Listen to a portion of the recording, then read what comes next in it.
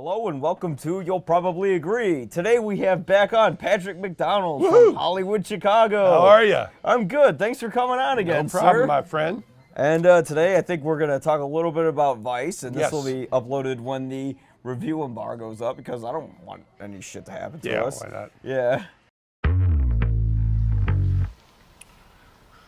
What do you say? I want you to be my VP.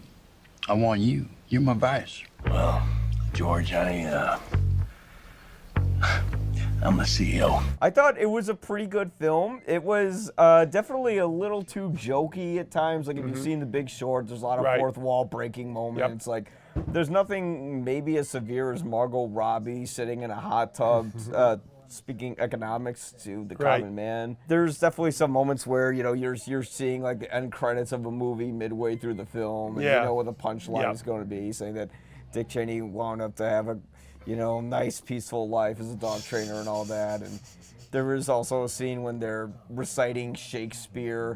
When it comes to deciding if Dick Cheney is going to be vice president or not. And I had some problems with the pacing where I felt it spent a little too much time in the middle of him sort of working, I guess, like as an intern for Nixon.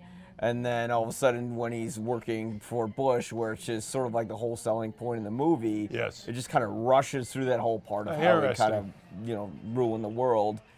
But outside of that, this is obviously sort of a stunt casting sort of movie, especially when you deal with films that deal with people who are famous and who are in the White House. But I mean, having said that, 90% of the cast in this movie was amazing. Christian Bale, I think he's one of the greatest actors of our generation. Honestly. I think he's gonna get the Oscar nod for this one. I think so. Do you think he'll get the win too? Perhaps. I have to see how the list breaks down. Yeah. But, a lot of things happen from here to awards season. Yeah. Well, the positive things were, in the end, this is an engaging story about, this is sort of the movie about the Bush administration I wanted to see, other than W. Because W was kind of this movie that was made on a very rushed sort of pace. They tried to get it out before the 2008 election, I believe.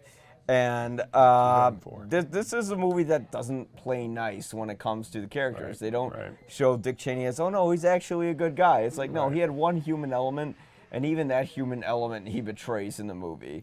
And this was a film that, there's some pacing and some tonal issues. I did quite appreciate it. It flies through. And it's definitely a movie that will get you fired up, and it's also a movie that is a real kind of like fun political film that isn't too jokey, and knows how to play itself out. Again, I will say that Adam McKay has made it his consequence as a filmmaker to explain to the American people what actually goes on. We have an element in this country who revels in the fact that most people have to have a workaday life, have to make a living, have to get out there and do what they do, and cannot pay attention to anything else. I mean, let's say you're raising a couple kids, there is no way you're going to be politically aware because you are engaging in their lives, your lives, the lives of your family. So McKay has made it his consequence in life to try to explain this stuff to us. As he did in The Big Short, he's doing it with Dick Cheney. And Dick Cheney in this film was depressing to me because this was on all of our watches if you went through that era. And here this guy is basically in it for himself. And he puts it on the notion that he alone, he and the Bush administration alone, is going to protect us from whatever evil that is outside the United States. The United States is a huge territory of 350 million people. You cannot monitor them all. But they are saying that we alone can do that. And that really was depressing to me. Otherwise, I just thought it was a tour de force, a brilliant thesis about a man whose power lust is such that he will go to any means necessary and use any excuse necessary to perpetuate it. So I was a real big fan of this. I did think that Sam Rockwell's portrayal of George Bush was a little over the top. It was literally the same exact character he played in 3 Billboards. Like, it was literally the same exact performance. But I did like Amy Adams as Lynn Cheney. She was great. The Lady Macbeth to Dick's consequence. And it was interesting to see his early life, because I had no idea that he was a lineman for the county and that he was a repentant drunk. You already got your ass thrown out of Yale for drinking and fighting. And now you're just gonna be a lush that hangs power lines for the state? Are you gonna live in a trailer? We're gonna have 10 kids? Is that the plan? Discuss this later, please. No, we're gonna discuss this right now while you smell like vomit. Basically, I didn't know that either. Both him and Bush probably are dry drunks. Now, you know, the term dry drunks are the guys who quit drinking, but they get no help for it. They don't go to therapy, they don't go to AA. Mike Weiss, very boring person, hates to drink, doesn't like to smoke. So all the problems that manifested itself, the hole that they were trying to fill is still in there. And I think with W and Cheney, it's about that power vacuum. Yeah. You know, it's just sad to see that, you know, we have a party in this country, the Republicans, that don't have any connection to the American people. Their connection is to the power base that they can establish and fill their coffers and fill their power vacuum, and that's it. How am I doing? Am I doing okay? I'm president. Hey, I'm president.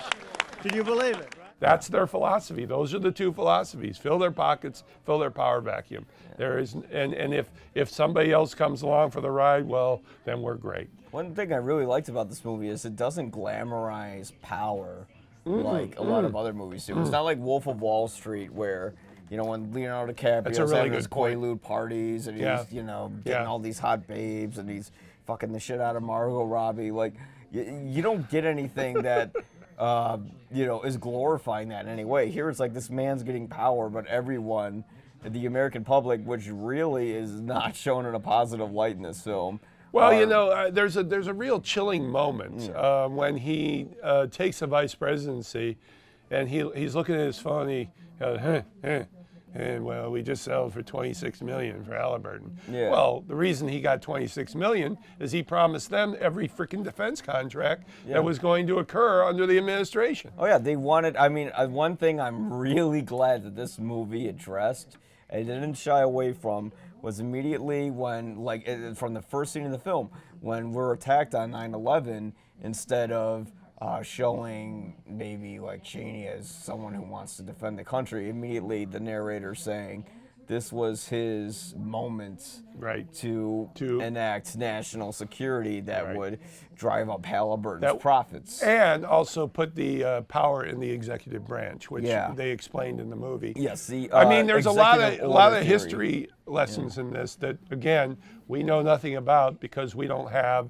5 lawyers working for us, trying to figure out how we're going to keep our power manipulated. Well, who's the first person he talks to when we're attacked at 9/11? His lawyer. Yeah, that's a very chilling moment. And the thing is, I mean, of course, is relevant to today, obviously. Yeah. And especially with the executive order theory, like, what's the first thing Trump was doing? Signing executive orders for everything to go through. And, you know, Dick Cheney was someone who moved everything closer and closer towards the dictatorship. Well, and I think it's a warning to our situation today. Yeah. I mean, you don't think that dear leader is going to watch this and say, "Hey, that's a good idea." You know, let's get the lawyers here and let's enact that kind of thing for me. And the thing with Dick Cheney is he was not a public figure in the sense that a glad hander or, I mean, they make that totally apparent in the film when you see him running for Congress, is it? Yeah. And he can't give a simple speech. No. But his Lady Macbeth comes in and she's able to rile up all sort of the simpletons with their shirts off and. Well, and that's been the. You know, there are 2 voting blocs of the Republican Party, the very wealthy, who's going to benefit absolutely from this. Yeah, and then whoever they can convince tax breaks below the line that America is going to hell socially, so let's vote for us, and we'll make sure Yeah. in our fascism to. Well, they like to take advantage. I have a bias here. Well, so do I. I mean, we're both critics from Chicago, so Blue Chicago. Blue Chicago and Guinness So- in Galway Bay. There you go. Come over, have a drink, There's forget a about your plug. problems. Nice plug. You know. That's where we are at right now. Yeah. So all-star lineup. How about Tyler Perry as Colin Powell? That Colin was the Powell. I mean, it worst. was like. He looked like he was doing Medea with that makeup. Like seriously, like it looked so ridiculously bad. It was to me though. It was a beautiful piece of breaking the fourth wall because suddenly, oh my God, it's like when he appeared in Star Trek. You know, it was like appeared in Star Trek? Yeah. He was on the council of Kirk's Academy. But it in the was great reboot. when he was in. He was actually the best character in Gone Girl, which was kind of surprising. He was good in that one. Yeah. So it's interesting. I think it's a testament to his power in the industry. Yeah. Because he has put a lot into the coffers of the industry, and they're rewarding him by giving him like these small character parts. Yeah. Which I really enjoyed. I thought that. Jeffrey Wright was better as Colin Powell in W than. Oh well, Tyler yeah. Perry Jeffrey was. Wright's a fine actor. We invoke preemption, preventive war, you call it, the right to use nukes whenever we see fit. And I guarantee you, Paul, we will be in a forever war everywhere, 3-4 wars at a time. That's not New World Order. It's a world gone mad. I'm looking over the rest of the cast But here. Steve Carell was surprisingly really good. I was Yes, he like, was. oh, this is He going to be was. jokey. But no, Donald Rumsfeld is a cocky cocksucker. And that's exactly how Steve Carell played him. And the scene where Rummy is Carell is Rummy is in a little like janitor's closet because that's the only secure line he can get with his power bleeding away. And he's still beautifully acted by And he's still Carell. acting like he controls everything. Oh, well, why don't we go and attack these people? Because Donald Rumsfeld kind of had that way where he's talking like I'm in charge of everything. What the fuck is wrong with all you people?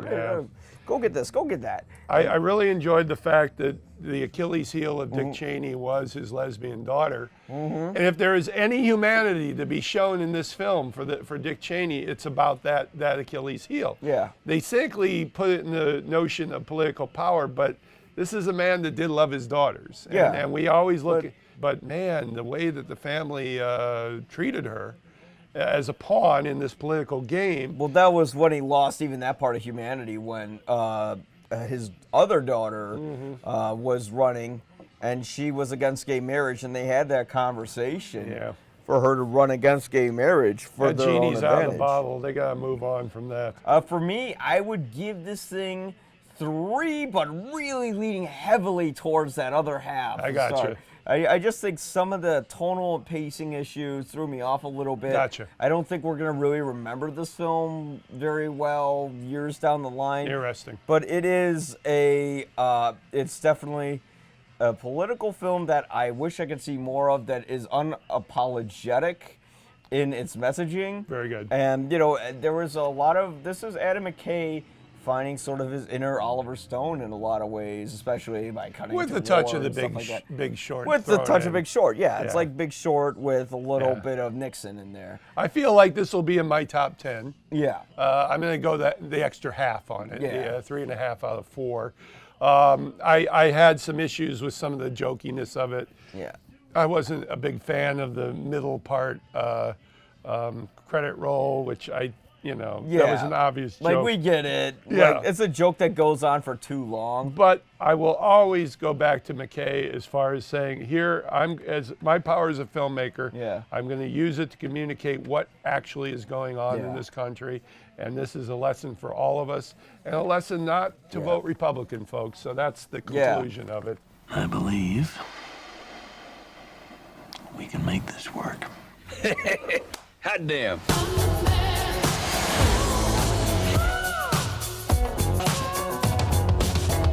Strong recommendation. Yes. 3.5 stars. Yep. 3 stars. Vice. Go check it out. Hit it out. Not to be confused with the HBO documentary series. Yeah. So, yep. You'll probably agree. Who's the man?